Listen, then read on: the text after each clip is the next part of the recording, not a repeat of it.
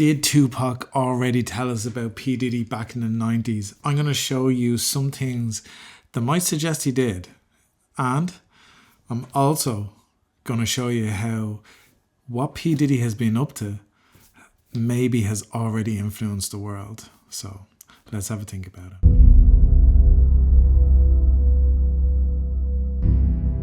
Okay, just to set the record straight, I am a white middle-aged man from Ireland. Okay, I grew up as a Tupac fan. I was a Tupac fan, and I remember the day he died. I was 13 when he died, so maybe you can work out my age from that. But probably shouldn't have been listening to him back then. But his lyrics always stayed with me, and I'll show you some interesting stuff here. And if you're watching this on YouTube or Rumble, there's some very interesting facts and coincidence. Well, not coincidence, but some things certainly align around this time. And we all know the controversy about Tupac and Biggie and Puff Daddy and stuff like that. Like, it was massive. It was East Coast, West Coast rivalry and beef at the time, and it was Bad Boy, Death Row. And I think now that we've moved on and we're looking back on it, I think things are very different than what were proposed at the time. I definitely think they were very, very different. The reason, okay, you're probably thinking, well, how did Tupac know, and how did he say it? Well, it's actually written in his music. And researching this, there was a lot of interesting things cropping up. And in the show notes, you'll find all my resources. I'll leave them there for you, so go look at them yourself. And that was it. But okay, so Tupac in the music industry, obviously with Digital Underground, he releases Tupacalypse Now, and he starts getting in trouble. Dan Quayle tries to block his albums and stuff like that. But a strange thing happens then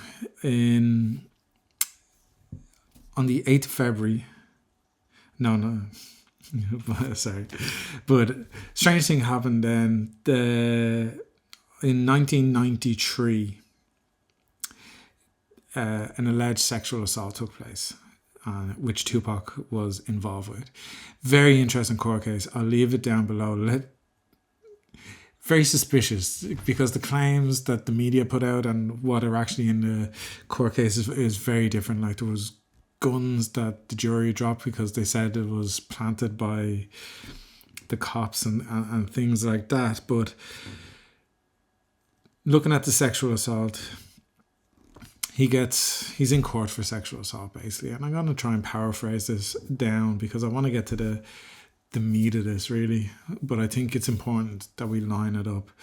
He is in court for sexual assault, and then he gets a phone call from somebody called Jimmy Henchman, setting up a recording opportunity to come, I think it's Lil Sean, to come to Quad Studios and to record a track with Lil Sean. Tupac gets there and he gets shot 5 times. It's very interesting because he starts lashing out. He obviously releases Hit 'Em Up after that. There's a lot of stuff. There's a lot of heat around the moment. But in the moment, what do we see? We see a man who is in court for sexual assault. He has just been shot and he releases himself.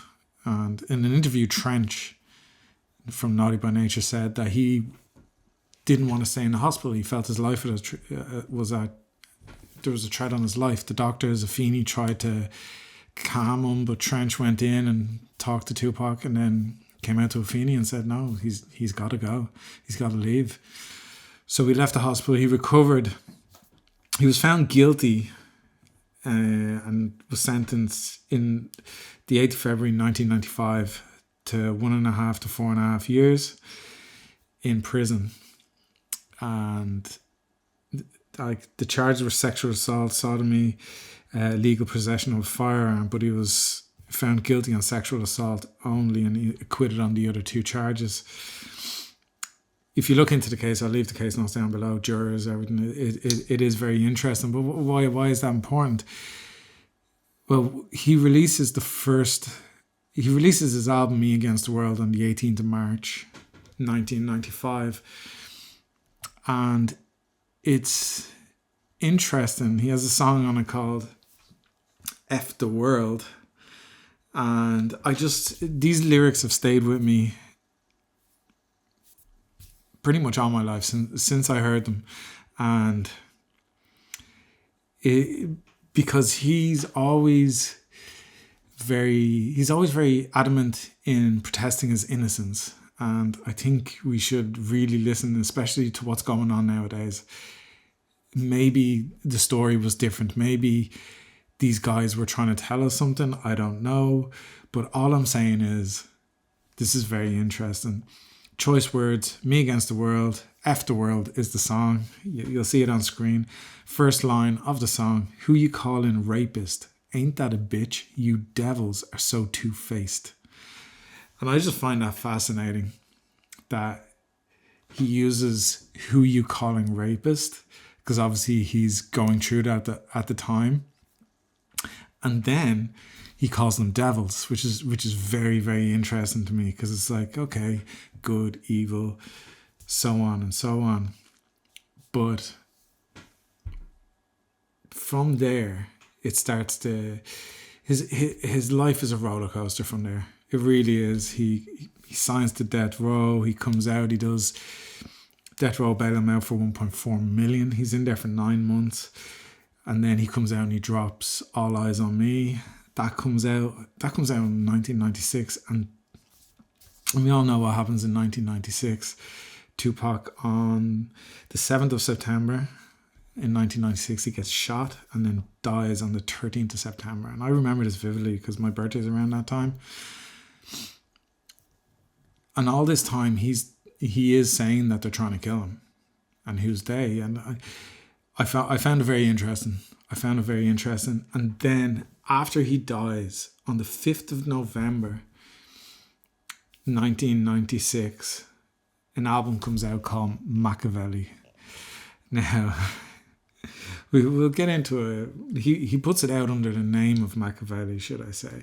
But on that album, on the last song on that album, he pretty much spells out everything. He calls it Against All Odds. And as soon as all this stuff hit, it brought me back to this song. Because remember, the night in Quad Studio, Puffy was there. Puff Daddy was there. Jimmy Henchman was there. There was a guy, there's a lot of people named in this, and Tupac doesn't hold back in what he says. He says exactly what happens here and is happening within the industry, within this song. And it would lead me to believe certain things that he is saying that I can also, we can see now, right? So, okay, on one of the verses, he says, Puffy getting bribed like a bitch to hide the fact he did some shit he shouldn't have did, so I'm riding for that. And that was down with me, resting dead, switch sides, and there was new friends, one of them dead. Probably be murdered for the shit that I said. I bring the real, be a legend, breathing or dead. That to me says a lot. It says a massive amount. Well, first of all, Puffy getting bribed like a bitch, so what does Puff Daddy know? What is Puff Daddy into? What is Puff Daddy into at that time? Because if you think about it, he's been doing that now to the artists. So somebody would have had to done it to him back then, and maybe Tupac knew about this and he didn't want to. But in the verse before that, Tupac lays out what happened that night in Quad Studios for us. And it's very, very interesting, because he said, I heard he was light-skinned, stocky with a Haitian accent, jewelry, fast cars, and he's known for flashing. Listen while I take you back and lace this rap, a real-life tale about a snitch named Haitian Jack. Knew he was working for the feds. Haitian Jack was a real character. in New York. He's known to associate with Jimmy Henchman and Tut, this guy Tut, and they were known gangsters. Tupac goes on, and because Jimmy Henchman set up the thing, and Tupac knows there was allegations. Now Tupac did believe in an interview with Vlad Mopreme, Tupac's brother, did state that Tupac believed Jimmy Henchman was trying to extort him, and he was known for doing that. Anyway, don't know if that's true, but we go on to a promised payback to Jimmy Henchman in due time. I know you bitch is listening. The world is mine. Set me up, wet me up, stuck me up, heard the guns bust, but you tricks never shut me up. Touch one of mine on everything you owe. I will destroy everything you touch. Now that to me is very, very deep. And I'll tell you why. And I've gone over this many times. Okay. And we go on just a little bit. I'll go on and go, touch one of mine and I'll destroy everything you watch. It's all out warfare, eye for an eye. Last words to a bitch while you lie. Now you gotta watch your back, watch your front. Here we come, gunshots at Tut. Now Tut was gangster in New York at the time, violent gangster. And then Tupac says, F the rap game, because he knows it's more than that. So he's laying out how that happened. Okay? He's laying out something for us right there in the lyrics of this song. I believe so, because that was his style. That was his style to do this sort of thing. And do you know what? I 100% believe him. I believe that we know Jimmy Henchman asked him to come there to record a Little Sean, I believe. We know Biggie was there. We know Puffy was there. I don't think Big knew. And I'll be honest on that. I don't think Big knew. And I think 100% Puff Daddy knew. But then when we go to the next verse and we see that Puffy's getting bribed like a bitch to hide the fact he did some shit he shouldn't have did. So what did Puffy do that he's getting bribed for? Who's bribing Puffy? And is it this type of stuff that he's been caught doing now? And it raises a lot of questions. But if we go back to the other verse, it was alleged that it was a robbery. That's the allegation. It was a robbery. But Tupac says in this, it wasn't a robbery. Set me up, wet me up. He's saying Jimmy Henchman set me up, wet me up, shot him. And people stuck him up. Heard the guns bust, but you tricks never shut me up. So what is Tupac talking about? You know, what is Tupac talking about? And I think that's the mesmerizing thing about it. He never said you took his jewelry or anything like that. Nothing like that. He says, but you didn't shut me up. And then it says, touch one of mine. In other words, people he love, and I'll destroy on everything I love. I will destroy everything you touch. In other words, I feel from reading that there was a threat on his life, a definite threat on his life, that he had to go along with something and he just wouldn't do it. He just would not do it. No matter what, he would not do it. They shot him. That's why he wouldn't stay in the hospital. And if Haitian Jack was working for the feds, that's why he wouldn't stay in the hospital. That's why he left. It makes sense when we look back on it now. And what was the album called? It was called The Don Killuminati. The Don, like, if for anybody who don't know, the Don is the head of the mafia. So, like, the head to kill the Illuminati. Like, this is why it's so, it's unbelievable. It's absolutely unbelievable. And then the next verse, when Puffy's getting bribed like a bitch to hide that fact he did some stuff he shouldn't have did, so we're riding for that. So Tupac right there is saying, and he says throughout the song, this is the realest stuff he's ever wrote, but he is describing Puff Daddy in a compromised situation. And he even says in it, Puffy, you and I know what's going on, earlier on in the song. So because you remember Tupac at this time is the biggest rapper on planet Earth. I'm 13 years old in Ireland and I know him. I stay up, watch Yo MTV Raps, and I'm like, who is this guy? He's charismatic. He's making me think. He's not like the other guys in that sense, but he's making me think. He's making me look at life different, question things. Like, he's making me question everything.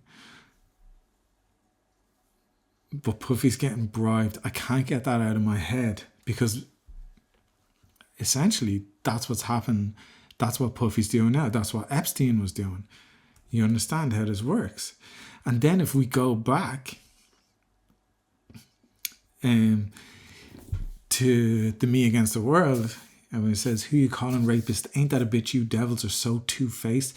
That's an interesting one, isn't it? Considering what we know about Puff Daddy now. Because he's calling them devils. And he's saying, who are you calling rapist? In other words, you've been raping. I think that's a very, very interesting phase. And that's why his life went into turmoil after getting out and onto death row. My only thing is, who in death row set him up? Because who knew that album was coming out and he was going to have a song like that? You know? It says, you want to see me locked in chains, dropped in chains, and getting stopped by these crooked cops again. And then he alludes to a time when he shot at 2 off-duty Atlanta cops. He alludes in this song that, you know, there's a hit out in his life. If you don't know, there was an incident, shot at 2 off-duty cops. He actually got acquitted of charges. They were beating a black man. He tried to stop it. He goes back to the limo, gets his gun, comes back and tries to protect the man. He goes to court and he gets acquitted of the charges. And then he brings it up here and he says, I told the judge I'm in danger, and that's why I had that 4-5-1 in the chamber. So he's literally saying there his life's at risk. We know from Against All Odds that it was potentially on his whole family, but we also know there's some corruption in there with Puff Daddy, with Tut, with Jimmy Henchman, and then with Haitian Jack being an informant for the feds. It's very interesting. Why do I bring this up? Well, at the exact same period in time, like exact same period in time, exact. The first allegation against Michael Jackson occurred in 1993. And you're like, why is that significant? Well, why is it significant? Well, Michael Jackson, one of the big, like the king of pop. Tupac's the king of rap, if you want.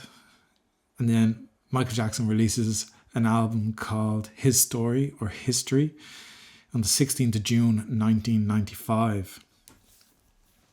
And on this album, there are a few songs. There's one very famous song where he says, they don't care about us.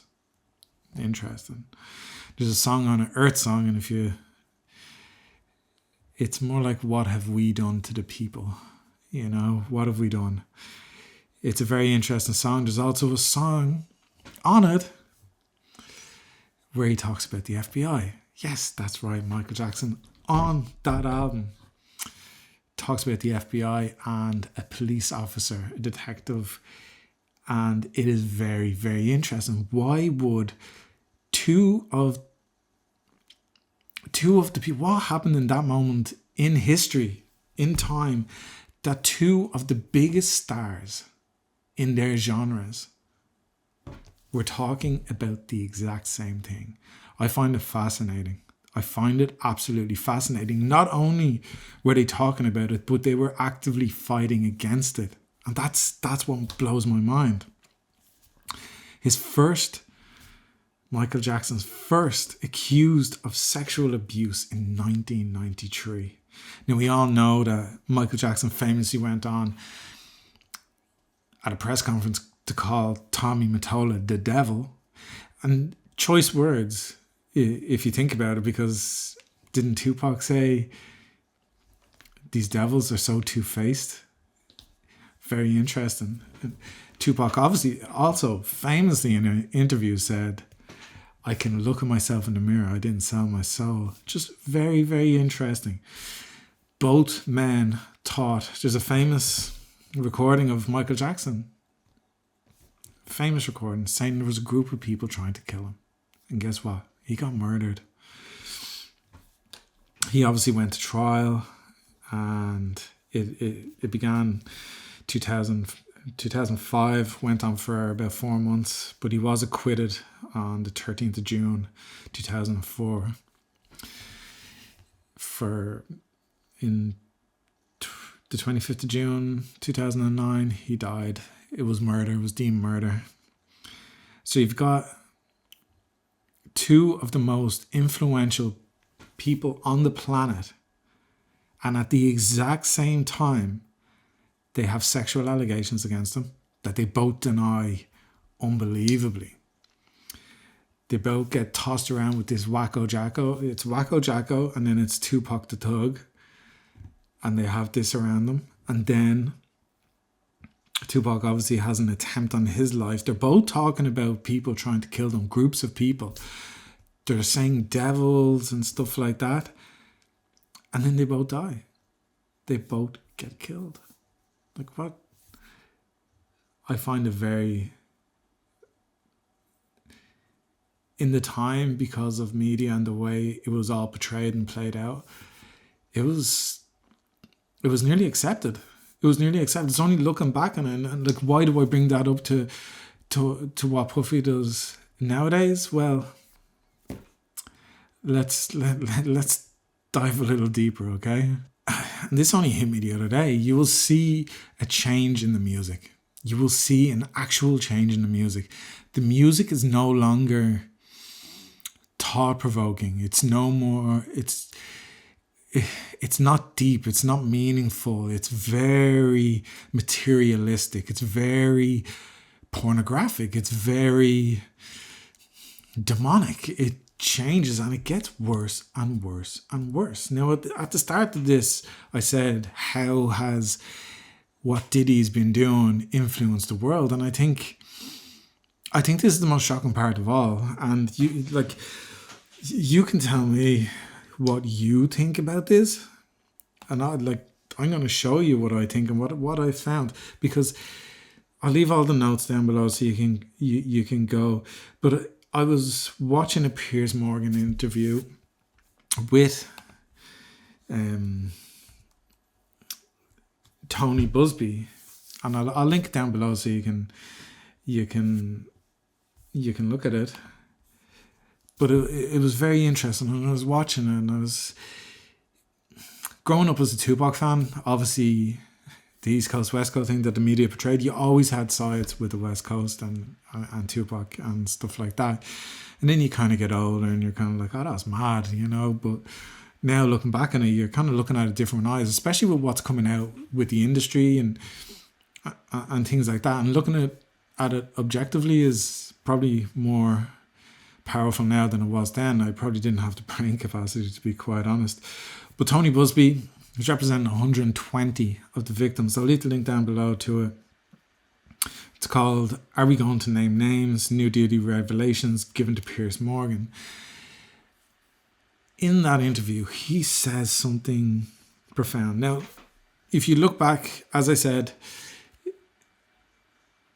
if you look back on the music and how it changed from after Tupac and Michael Jackson died, after Tupac died as well, pop became rap and rap became pop, and artists just weren't the same. They just weren't the same. And you can tell by what your kids are listening to, what you're listening to. It's just not the same. You turn on an old song and you're listening, you're going, yeah, I feel that. Like, I understand that. I get that. Like, I you know, you don't have to be like, you can be me, you can be a white guy, like, you know, it doesn't matter. Like, you can understand the passion and the poeticness in the voice, in the message. Okay? Not like nowadays where it's like, listen to some of the stuff that's out there. It's crazy. It's absolutely mind-blowing how it even gets on the air and how we've considered it okay. It's a very, very disturbing fact. But it's happening. It's happening, and that's what it is. Okay, so Tony Buzbee, he's been interviewed on Piers Morgan, and this is the thing. And look, I'll read it to you. This is a quote from: "If you were to graph it in the number, males increased dramatically." He's talking about the victims here after 2015, the abuse victims. You know, we've looked at this client group and vetted it in so many different ways, as you would expect, that you can see a trend that the number of males involved increased somewhere around the 2015 timeframe. I don't know why that is, but that's what the numbers show. So what he's referring to there is the homosexual abuse that was going on. Okay, the number of men coming forward against Diddy increased from 2015 onwards. He noticed this in the numbers, and this sat with me for a while. This interview is a while back now, and I've been sitting on this thinking about it for a long time. And something that I found was very interesting was that why 2015? Why 2015? Remember, Michael Jackson's dead. He's dead 6 years at that point. There's no more King of Pop. There's no more fighting.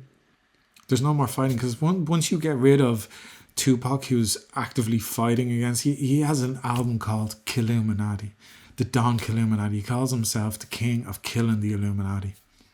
There you go. Michael Jackson, he's fighting against Tommy Mottola and Sony for all his publishing and all this. And he's doing that, and he's calling people the devil. These were fighting, I believe, on behalf of us. That's what I believe. They weren't just fighting because these men were at the top of their game. They had money and power at their feet. They could have done anything with it. Michael Jackson, I think, was around the billionaire status.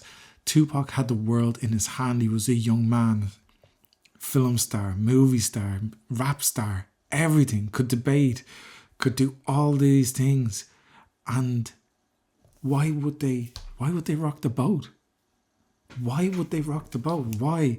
What did they see that made them do that? What were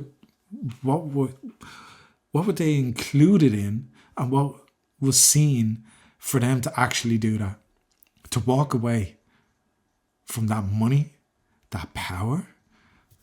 It's a little bit scary when you think about it like that. And I am not joking you. I'm not joking. What I'm about to show you is just, it's mind-boggling, because he says 2015, okay, homosexuality ramps up. Then when you go to the American, and this is when I said at the top of the show, I was like, okay, I'm going to show you how what Diddy has been doing has already affected the world. Well, here it is. Americans self-identifying as lesbian, gay, bisexual, transgender. For those who are watching this, you will see it up on screen. From 2015, there was a definite increase, and a massive increase again from 2020. The people identifying as homosexuality, gay, transgender, all that stuff has dramatically increased since 2015. That's why I'm saying it has already affected us, okay? Here's another one from NPR. I'll leave all the links down below. The number of US adults who identify as LGBTQ plus doubled in 12 years, new poll shows. You understand what's going on here? Are we seeing it yet? Okay. And then I'm going to show you the fertility rate. So not only are more people being gay and transgender and stuff like that, but look at how the birth per woman in 1963 was 4.013, and to the current day it's 1.7. It has dropped dramatically. You can see that if you're looking at the graph. what does this suggest? It suggests that there is less of us. There is less of us, and we have been heavily influenced. What they have been doing, I think, has influenced the world. And how have they done it? Well, look, it's quite clear that it's in the music if you can't see that. And what did Tupac and Michael Jackson see at the exact same time? They saw a takeover happening. They must have. They had to seen something to talk about the same thing, to get accused by sexual assault in the same way. Nothing adds up. Everything makes sense when you look at it in this sense. It really does. And I'm not joking on that, because it's something happened in the 90s where these men were standing up and were willing to lose their lives, their fortune, their power, their status, everything. They were willing to lose everything for the sake of us. The two of them. And that's just two of them. There has been more. Okay? There has been more. And you're thinking to yourself, wow, okay, I know the Epstein and the Diddy thing, like, there you go, like entertainment, music. Epstein, Diddy, yeah, I know there might be a perverted ring of people and stuff like that, but it's deeper. It's definitely deeper, with the stats that are showing that there's more gay, there's less births. There's something happening in the psyche of our society that is making this change. It's not just going to change. You understand? And then when we look at the Bible, let's look at the Bible. What does the Bible say? In Revelation 12:7, it says, when war broke out in heaven, Michael and his angels fought against the dragon, and the dragon and his angels fought back. But he was not strong enough, and they lost their place in heaven. The dragon was hurled down, that ancient serpent called the devil or Satan, who leads the whole world astray, was hurled down to the earth, and his angels with him. If you take that, it's very interesting that Michael Jackson called Tommy Mottola the devil, and then Tupac says, "Here you call him rapist? Ain't that a bitch, you devils? You're so two-faced." It's interesting that this comes up, and it says he leads the whole world astray. Well, guess what? We have been led astray. We're producing less and less of us. If you want to look at us in a sense of production, there's less and less of us. There's less and less people, and they say there's too many people on the earth, and there's clearly not. And if you want to bring this into a biblical sense, I don't know what happened in that time frame. I'm not going to lie, but all I can say is that point in time, a big event happened that we were not privy to. That's what I'll say. We were not privy to that event, but people warned us about it. Okay, if we go to, and this will tell you how. Get into your Bibles, because it'll actually tell you what's going on, right? Like, everything's been written, you know. Okay, Proverbs 29:2. Be honest with yourself. Be honest with everybody. Look around at the world today, okay? When the righteous thrive, Proverbs 29:2. When the righteous thrive, the people rejoice. When the wicked rule, the people groan. Are we as a world groaning today? Are we as a people groaning today? We are groaning loud. We've got homeless crisis. We've got wars. It's just non-stop. It's an onslaught of groaning. We are groaning more than we've probably ever groaned before. And the Bible clearly tells us, well, then there's wicked in charge. And guess what? When you have people like Epstein running Nickelodeon and Epstein Island, and you have P Diddy running the music industry and course and all these depraved activities, well, guess what? We do. And then they pump it out to our kids. And you might say, well, I haven't been influenced. Well, I tell you what, if you sang a song in this century, or watched a television program this century, or watched a movie this century, you've been influenced. It's as clear as that. It's reached every house in every bit of the world. When the righteous rule, the people rejoice. When the wicked rule, the people groan. This is no joke. This is actually happening. This is real life. Okay?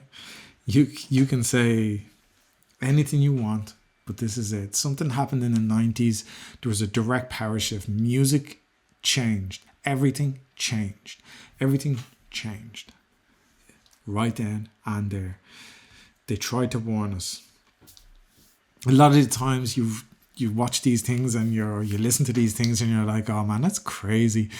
Sometimes what I do, I get a little bit scared, but like, you throw yourself into Proverbs. It's good reading. If you don't believe, throw yourself into Proverbs. It'll change your life. Proverbs 29:25. And this is for people who are feeling a little bit scared at the moment, don't know where to turn, and don't know what to do. That's the start of it. Things can change and will change. Proverbs 29:25. It says, fear of men will prove to be a snare, but whoever trusts in the Lord is kept safe. Just read the power in that, okay? Michael Jackson and that they're warning you against stuff like this. Fear of men will prove to be a snare, so a trap. If you fear man, you will get trapped. You know, are we trapped at the moment because we fear man? Maybe so. But whoever trusts in the Lord is kept safe. It's a direct message there. I'll let you interpret that whatever way you want. All I want to do is kind of get rid of your fear. Puff Daddy, P Diddy has influenced the world in a very negative way.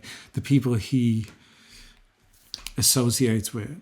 He obviously did something back in the day. Tupac says it. He's getting bribed. What did he do? Who did he do it to?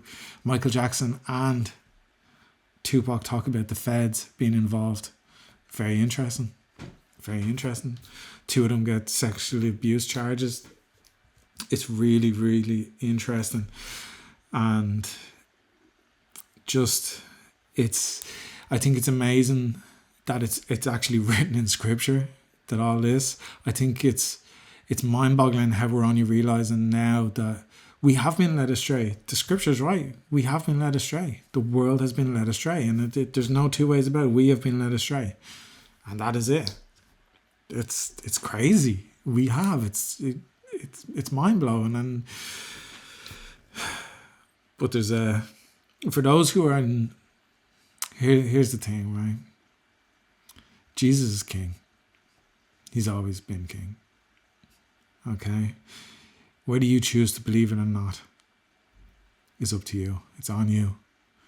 And that is on you. But you've heard of his name and what he does. Okay? You know that he died. He's well. There's a lot of history about what happened to him, and it all proves the Bible right. 500 people accounted for his resurrection in historical terms. There's another passage in Proverbs here that I just want to read before I sign off, because it's not all doom and gloom, and I don't want it to be like that. I want it to be, okay, this thing happened, what happened there, but how can we change it now? You know, and I think that's the more important question. I don't want to leave somebody who is now scared and gone, oh, they've influenced my world, influenced my life, everything and yes, they have, but it doesn't mean that things can't change. We know who wins. We know who wins in the end. We know it's been written. It's not about who wins. The winner is always going to win. And that's Christ. It's what side you're on. Because there's no more black and white. At the moment and point in time that we're in, there's no more black and white. It's about choosing your side. You're either with God or against him. The Bible makes that very, very clear. If you want to read into that, go to John. It's very, very clear. It really is. And Proverbs, in the Old Testament, people often say like there's no mention of Jesus in the Old Testament when he's scattered throughout it. But Proverbs 30 really, really kicks it home. I have not learnt wisdom, nor have I attained the knowledge of the Holy One. Who has gone up to heaven and come down? Whose hands has gathered up the wind? Who has wrapped up the waters in a cloak? Who has established all the ends of the earth? What is his name, and what is the name of his son? Surely you know. I love the bit at the end, surely you know, because I believe that most people on this planet know and have heard of Jesus. This is a real kick saying, okay, you know, and if you know and you don't go, well, then you're not on his side, and we all know what's going to happen. With people like Tupac, Michael Jackson talking about devils and being so high up in the industry and being at the top of their game, and with money, wealth, power, and everything in the palm of their hands, why would they talk about devils, and why would they throw it all away? I don't believe it's coincidence. I don't believe that we're uncovering Diddy right now. In fact, if the feds are involved and the feds got Diddy, well, who sent the feds to Diddy? Who gave that order? It's another question for another day. But in this passage it says, surely you know, because you have to know. It's whether or not you choose to do something with it is the thing.